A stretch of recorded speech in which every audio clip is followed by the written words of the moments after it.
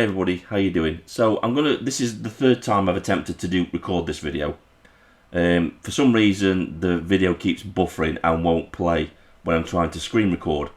So if it doesn't screen record, the audio will come through anyway, so I apologise for the bad quality. So we'll play his video and see what happens. Well, millions of voters across England having their vote cancelled at just a few months' notice. Absolutely outrageous what we've seen recently in this country. And that's why it annoys me so much when some choose to let Labour off the hook by spending all their time slagging off reform. By the way, I don't see any constructive plan being put forward by those attacking reform. Spending all your time moaning about things on the internet doesn't actually achieve any political change. And I say that as someone who has stood for election, been elected. So obviously I disagree with all of that. This is somebody that spends most of his time blowing smoke up reform's arse and believes that, you know, Nigel Farage is the Messiah, basically, if you watch his videos. So let's break down what he just said. So he doesn't take into consideration that none of this could have actually happened if reform had already pressed the self-destruct button themselves. And they pressed the self-destruct button when they kicked Rupert Lowe out of the party for just basic criticism and for wanting certain things to happen within the party. Now, Nigel Farage didn't like this, so they orchestrated a way to get rid of Rupert Lowe in an underhanded way. And we've all seen that play out in public over the last week.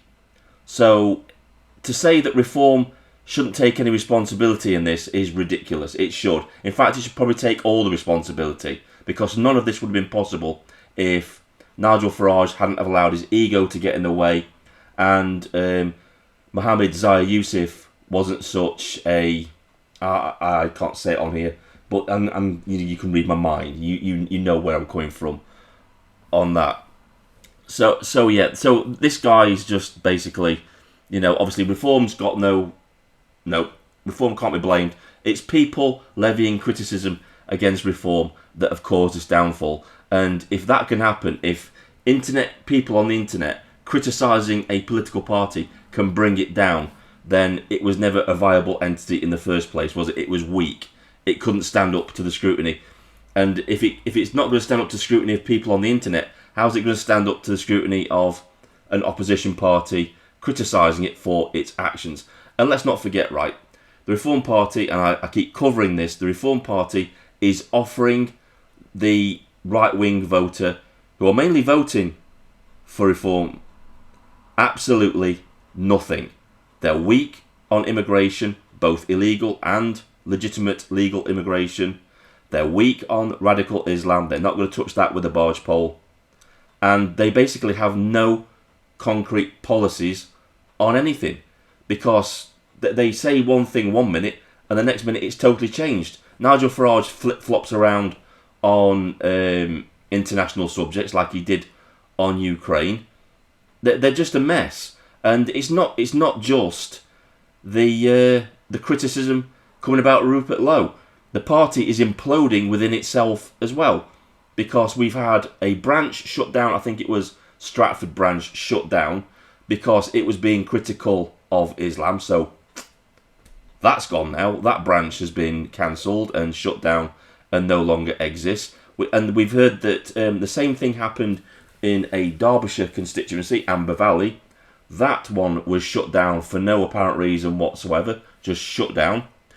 And we've had branch managers, officers resigning en masse, protesting at the way that Rupert Lowe has been treated and the way that policies are being backtracked and U-turned on within the party. So the whole infrastructure within reform is breaking down and shattering.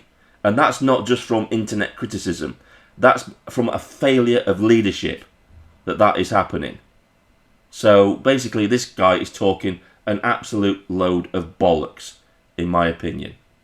So we're going to take a look at something else, because Nigel Farage, remember, in that famous interview, said that it was an impossibility to deport hundreds of thousands of people, illegal immigrants, from this country. Well, let's take a look at this. because I brought this up in my live stream the other day when it loads.